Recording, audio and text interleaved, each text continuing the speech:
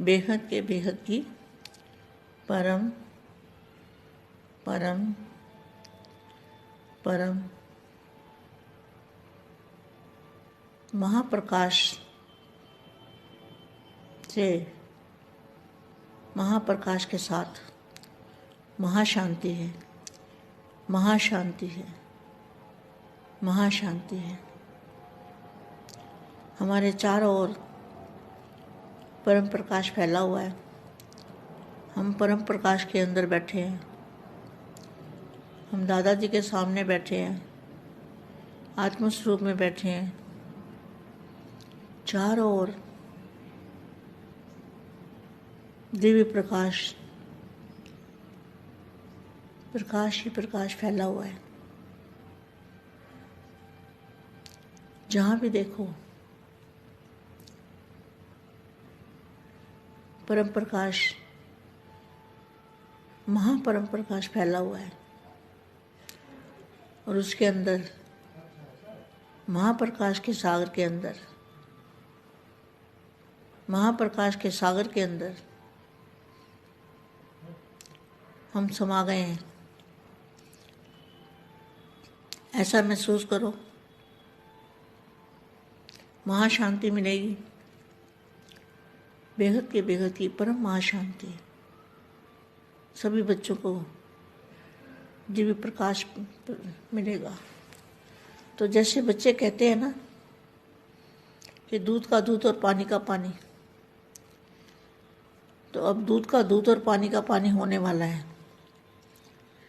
पानी माना ये दुनिया, पांच तत्वों की दुनिया, और दूध का प्रकाश माना बेहद का परम प्रकाश, दिव्य प्रकाश, जो इन आंखों से नहीं दिखेगा, महसूस किया जा सकता है मगर दिख नहीं सकता। ऐसा दिव्य प्रकाश हमारे चारों ओर फैला हुआ है और हम उसके अंदर चले गए हैं। अब हमें सिर्फ आत्मस्वरूप के बिना और दादाजी के बिना कुछ भी नहीं दिखता। बस मैं और मेरा बाप, बाप और आप, और कोई दिखाई नहीं देता और किसी को देखना भी नहीं है। वो तीसरे के आने की मार्जिन भी नहीं है। अब मैं वाणी पढ़ती हूँ।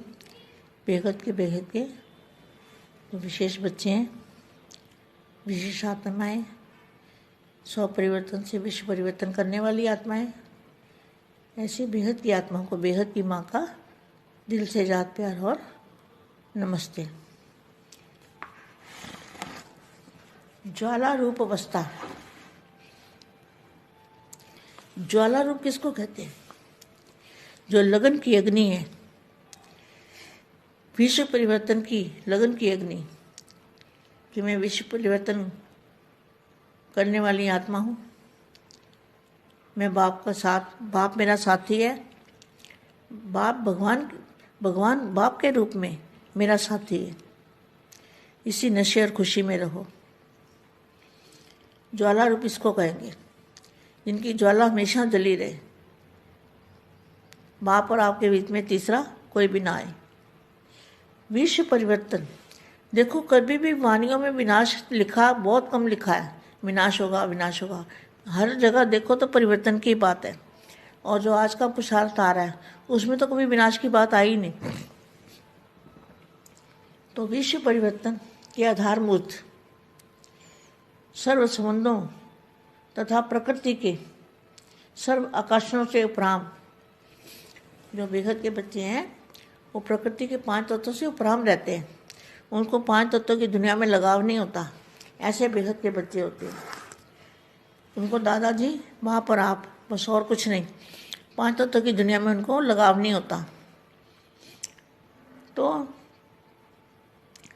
प्रकृति के सर्व आकर्षणों से उपराम, आकर्षण मूर्त। तो उनमें बच्चों में क्या होता है? आकर्षण मूर्त मतलब जो चुंबकीय पावर है, जो फरिश्ता रूप में चुंबक पावर होती है, उसको कहेंगे आकर्षणीय मूर्त। और बाप के ज्ञान रतन बच्चे, ज्ञान रतन बच्चों को बोले बाप। अपने को नैनों में समाये हुए नैनों के नूर व नूर रतन समझते हो?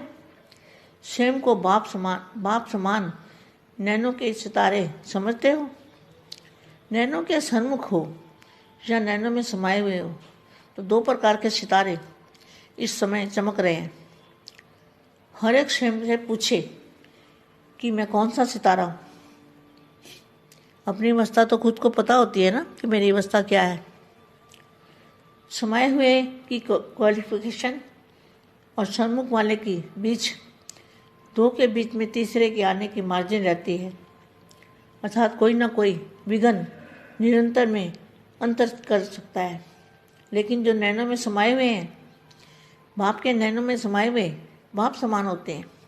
कोई भी परिस्थिति व प्रकृति अर्थात 5 तत्वों भी बाप से उन्हें अलग नहीं कर सकते। गोया वे सदा विजयी निरंतर एक रस और एक ही लगन में मगन होंगे। बस एक ही लगन कि मुझे विश्व परिवर्तन करना है और घर जाने की लगन, अपने घर वापस जाने की लगन। उनको एक ही लगन, बाप और आप और अपने घर जाने की लगन। इसी लगन की अगन में वो मस्त रहते हैं। उसको कहेंगे ज्वाला रूप अवस्था। और एक ही लगन में मगन होंगे, एक बाप और बाप समान, सदा ईश्वरीय सेवा। बस ईश्वरीय सेवा में मगन। बस इसके सिवा उन्हें और कुछ दिखाई नहीं देगा। उनकी दृष्टि, वृत्ति और स्मृति, दृष्टि में नई दुनिया, सोच में भी नया प्रकाश, दिव्य प्रकाश, और स्मृति में बाप, तीनों ही सदा समर्थ रहती है, अर्थात व्यर्थ समाप्त हो जाता है। ऐसे बने हो या बनना है। विश्व परिवर्तन के आधारमूर्त स्वयं को परिवर्तन किया हुआ अनुभव करते हैं। अगर आधारमूर्त संपूर्ण परिवर्तन की अभी स्वयं में कमी महसूस करते हैं तो फिर विश्व परिवर्तन कैसे होगा। आधारमूर्त स्वयं अपने लिए ही कुछ समय की आवश्यकता समझते हैं या विश्व परिवर्तन के लिए अभी समय चाहिए। यह संकल्प उत्पन्न होता है आधारमूर्त के दृढ़ संकल्प से। कभी हलचल के संकल्प रहते हैं, अर्थ निमित्त बनी हुई आत्मा में कभी जोश कभी होश आ जाता है। आधारमूर्त आत्माओं का संकल्प ही परिवर्तन कर सकता है। तो जो आधारमूर्त आत्मा है उनका जो दृढ़ संकल्प है कि परिवर्तन होना है, परिवर्तन करना है और अपने घर वापस जाना है। बस घर जाना है, एक ही धुन में रहेंगे। अब घर जाना है, अब घर जाना है, अब वापस जाना है। बेहद के बेहद की परम परम परम महाशांति है, महाशांति है, महाशांति है। పరమ శాంతి బేహద్ పరివారమునకు ఆత్మిక సోదరి సోదరులకు బాపూజీ దశరథభాయ్ పటేల్ తెలుగు ఛానల్కు స్వాగతం. ఈరోజు మా దివ్య సందేశము బేహద్ పిల్లలకి జ్వాలా స్వరూపం యొక్క స్థితి అనగా దీక్ష యొక్క అగ్ని, లగన్కి అగ్ని, విశ్వ పరివర్తన అగ్నితోటి విశ్వ కళ్యాణం చేసేటువంటి విధానం గురించి మా చెప్పినటువంటి హిందీ వీడియో ఇప్పటి వరకు మీరు విన్నారు. దానికి తెలుగు అనువాదం. బేహద్కే బేహద్, పరం పరం, మహాప్రకాశంతో పాటు మహాశాంతి. మహాశాంతి హై, మహాశాంతి హై. మీ యొక్క నలుమూలల పరం ప్రకాశం వ్యాపిస్తూ ఉంది. మన పరం ప్రకాశం, మనం కూడా పరం ప్రకాశం లోపల కూర్చున్నాం. మన చుట్టూ పరం ప్రకాశం వ్యాపిస్తూ ఉంది. మనం పరం ప్రకాశం లోపల కూర్చున్నాం అనే యొక్క సంకల్పం చేయండి. మనం దాదాజీ ఎదురుగా కూర్చున్నాం, ఆత్మస్వరూపంలో కూర్చున్నాం. నలుమూలల దివ్య ప్రకాశమే ప్రకాశం వ్యాపిస్తూ ఉంది. ఎక్కడ చూసినా పరం ప్రకాశం, పరం మహాప్రకాశం వ్యాపిస్తూ ఉంది. దాని లోపల నేను పరం ప్రకాశ స్వరూప ఆత్మను ఉన్నాను. మహా ప్రకాశము యొక్క సముద్రం లోపల మనం ఇమిడి ఉన్నాము. ఇలా అనుభవం చేసుకోండి. మహాశాంతి అనేది లభిస్తుంది.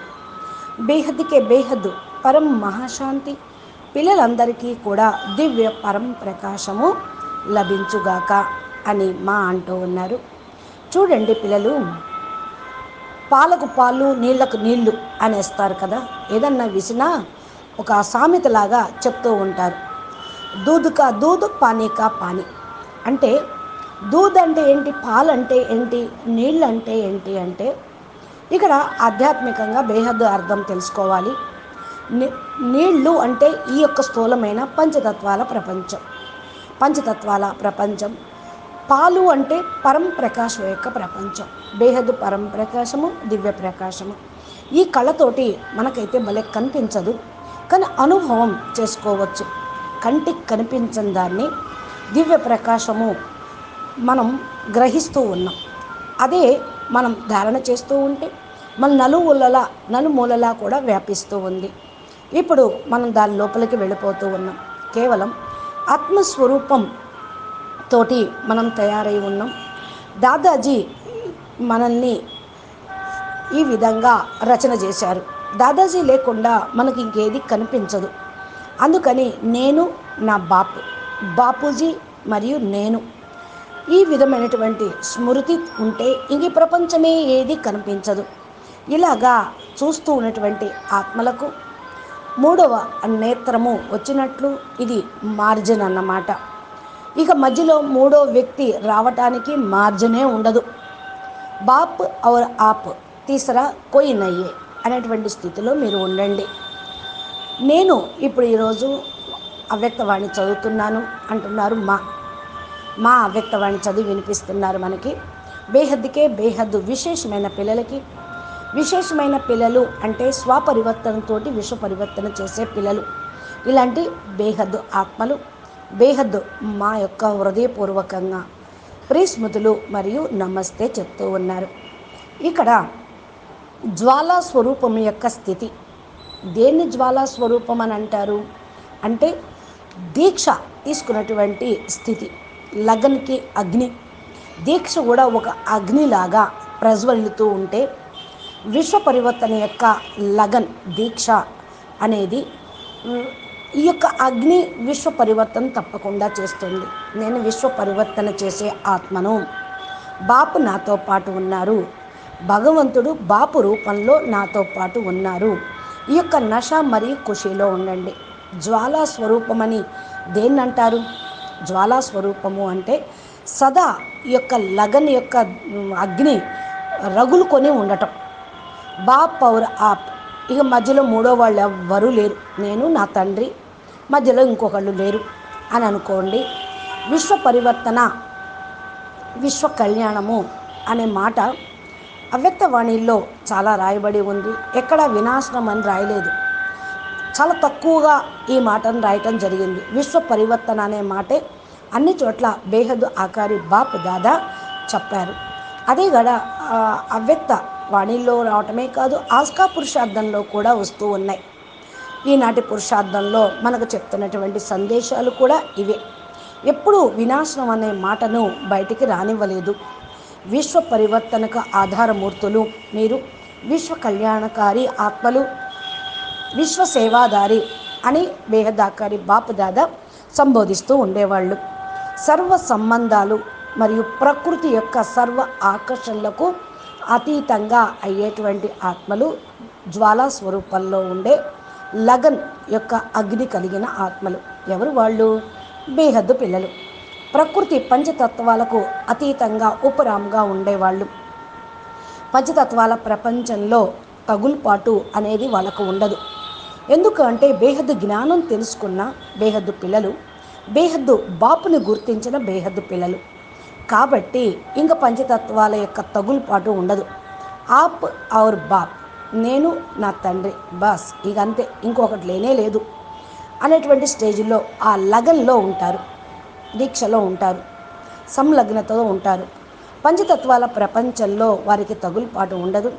ప్రకృతి సర్వ ఆకర్షణలకు అతీతంగా ఆకర్షణమూర్తులుగా ఉంటారు. పిల్లలకు ఈ విషయం బాగా తెలుసు. ఆకర్షణ మూర్తులు అనగా అయస్కాంతం యొక్క పవరు తండ్రి వైపు లాగుతూ ఉంటుంది, కొత్త ప్రపంచం వైపుకి లాగుతూ ఉంది. ఫరిస్తా స్వరూపంలో ఈ అయస్కాంత పవరు లాగుతూ ఉంది. దీన్ని అంటారు ఆకర్షణీయమైన మూర్తి అని. బాపు యొక్క జ్ఞాన రత్నాలు మీరందరూ. ఏం జ్ఞాన రత్నాలు అంటే బాపు నోటి నుండి వచ్చినటువంటి మహా అవినాశి బేహద్కే బేహద్ జ్ఞానాన్ని అన్ని అందుకున్న వాళ్ళు, ధారణ చేసినటువంటి ఆత్మలు. అందుకనే బాపూజీ అంటూ ఉంటారు, మిమ్మల్ని నేను నా కళ్ళల్లో ఇముడ్చుకున్నాను అని. నైనోంకే నూరు హే అంటారు, నూరే రతన్, కంటి జ్యోతులు, కంటి రత్నాలు, ఆశా జ్యోతులు అంటూ ఉండేవాళ్ళు. స్వయం బాప్ సమానంగా మీరు నయన నక్షత్రాలుగా, నయన జ్యోతులుగా అనుకుంటూ ఉన్నారా మీరు?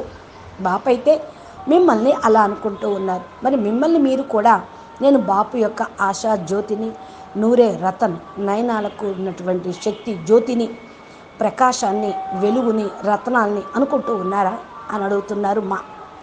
ఎప్పుడైతే కళ్ళు భ్రూమధ్యానికి సమీపంగా ఉంటాయి, అందుకనే మీరు బాపు కళ్ళల్లో ఉంటే బాపు ఆత్మకు, చైతన్యానికి దగ్గరగా ఉన్నట్టు. 2 రకాల నక్షత్రాలు ఈ సమయంలో మెరుస్తూ ఉన్నాయి.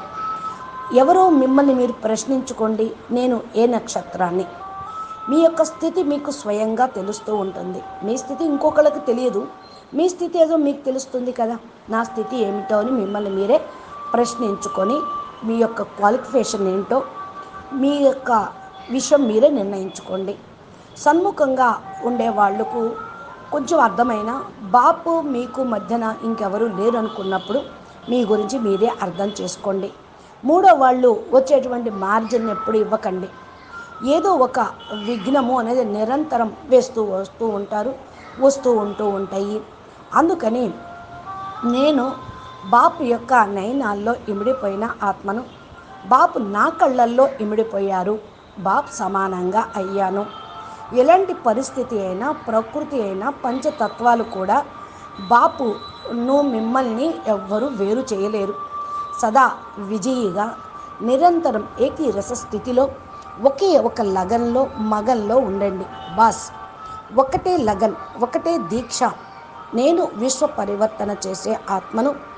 ఇంటికి వెళ్ళాలి, బేహద్కే బేహద్ కళల పరంధామానికి ఇంటికి వెళ్ళాలి. తమ ఇంటికి వెళ్ళాలనేటువంటి లగను, దీక్ష ఒక్కటి ఉంటే మీరు బాపు కంబైండ్గా ఉంటారు. మరలా మీ ఇంటికి వెళ్ళేటువంటి దీక్ష మిమ్మల్ని ముందుకు ప్రయాణం చేస్తూ ఉంటుంది. ఈ యొక్క లగన్ యొక్క అగ్నిలో మస్తుగా ఉండండి. అప్పుడే జ్వాలా స్వరూపం యొక్క స్థితి ఏకీ లగన్మే, ఒకే ఒక లగన్లో నిమగ్న అవస్థగా ఉండేటువంటి ఆత్మలు అని అనబడతారు. ఏక్ బాప్ और బాప్ సమానమైనటువంటి సేవ, ఈశ్వరీయ సేవ. బస్ ఈశ్వరీయ సేవ అనే మగన్లో ఉండండి. ఇది తప్ప ఇంకోటి ఏది మీకు కనిపించద్దు. సేవ సేవ సేవ. దృష్టి, వృత్తి మరియు స్మృతి, ఇది కూడా సేవ చేస్తూ ఉండాలి. దృష్టిలో కూడా కొత్త ప్రపంచము, ఆలోచనలో కొత్త ప్రకాశము, దివ్య ప్రకాశము, స్మృతిలో కూడా బాప్. ఈ మూడిటిలో కూడా మీరు సదా సమర్థంగా ఉంటే వ్యర్థత్వం అనేది సమాప్తమవుతూ ఉంది. ఇలా తయారయ్యారా? తయారు కావాలా? ప్రశ్నించుకోండి, తయారు కండి అంటున్నారు మా. విశ్వ పరివర్తనకు మీరు ఆధారమూర్తులు. స్వయం పరివర్తన చేసుకొని అనుభవం పొందేటువంటి ఆత్మలు. ఎందుకని స్వపరివర్తనతో విశ్వ పరివర్తన అవుతుంది అంటే, స్వపరివర్తన యొక్క అనుభవం మీ దగ్గర ఉండాలి. ఒకవేళ ఆధారమూర్తులు సంపూర్ణ పరివర్తనను స్వయం మీరు చేసుకోలేదనుకోండి, మీకు అనుభవం అనేది కాదు. మరలా విశ్వ పరివర్తన ఎలా అవుతుంది? ఆధారమూర్తులు స్వయం మిమ్మల్ని మీరు తెలుసుకోవాలి. తెలుసుకోవటానికి కొంచెం సమయం పడుతుండవచ్చు. అప్పుడు విశ్వ పరివర్తనకు కూడా కొంచెం సమయం పడుతుంది. మీరు ఎంత ఇమీడియట్గా స్వపరివర్తన అవుతారో అంతగా విశ్వ పరివర్తన కూడా ఇమీడియట్గా చాలా త్వరగా జరిగిపోతుంది. సంకల్ప మాత్రంలో కూడా ఈ యొక్క దృఢత్వాన్ని తొలగించుకోవద్దు. నేను ఆధారమూర్తిని స్వపరివర్తనకు, విశ్వ పరివర్తనకు అని దృఢ సంకల్పం ఉంటే హల్చల్లోకి రాలేరు. హల్చల్లో సంకల్పం కూడా రాదు. అనగా నిమిత్తమైనటువంటి ఆత్మలకు ఎప్పుడు జోష్ అనేదే ఉంటూ ఉంటుంది. ఒక్కోసారి జోష్లోకి రావటం, ఒక్కోసారి హోషును కోల్పోవటం అనేది ఉండరాదు. ఆధారమూర్తులకి ఇలా ఉంటే విశ్వం ఎలా ఉంటుంది? అందుకని మీ యొక్క సంకల్పమే పరివర్తన చేస్తుంది. దృఢ సంకల్పము అనేది పెట్టుకోండి, పరివర్తన కూడా త్వరగా జరిగిపోతుంది. బస్ ఇప్పుడు వాపస్ ఇంటికి తిరిగి వెళ్ళాలి, పరంధామానికి వెళ్ళాలి. అబ్ ఘర్ జానా హై. అనేటువంటి ధుని అనగా ధ్యాస, లక్ష్యము, లగన్లో సదా ఉండండి. అవగర్ జానా హై, అవగర్ జానా హై. మళ్ళా వాపసు వచ్చేది లేదు, తిరిగి వెళ్ళిపోవటమే. తిరిగి రావటం కాదు, ఇప్పుడు తిరిగి వెళ్ళిపోవటమే. ఇంకా మన ఇంటికి మళ్ళీ వచ్చేది లేదు అనే సంకల్పం దృఢంగా చేసుకోండి. అప్పుడు తప్పకుండా జ్వాలా స్వరూపంగా స్వపరివర్తన, విశ్వ పరివర్తన జరుగుతూ ఉంది. అచ్చా, బేహద్కే బేహద్ పరం పరం మహాశాంతి హే, మహాశాంతి హే, మహాశాంతి హే. మహాపరం మహాప్రకాశం, పరం లైట్, పరం శాంతి. నమస్తే, ధన్యవాదాలు. బాపూజీ వీడియోలను మీరు రోజు చూడాలి అంటే మా ఛానల్ని సబ్స్క్రైబ్ చేసి గంట సింబల్ని ప్రెస్ చేయండి, నోటిఫికేషన్ రూపంలో పొందండి. బాపూజీ చెప్పేటువంటి దివ్య జ్ఞానము, మా ఇచ్చేటువంటి దివ్య సందేశాలు మీ యొక్క లగన్ అగ్నిని పెంచుతూ ఉంటాయి. మీరు విశ్వ కళ్యాణకారిగా కావాలి అంటే, విశ్వ పరివర్తన, స్వ కళ్యాణం చేసుకోవాలి అంటే మీరు ఈ వీడియోని ఓపెన్ చేసి చూడండి. ధన్యవాదాలు. పరం శాంతి.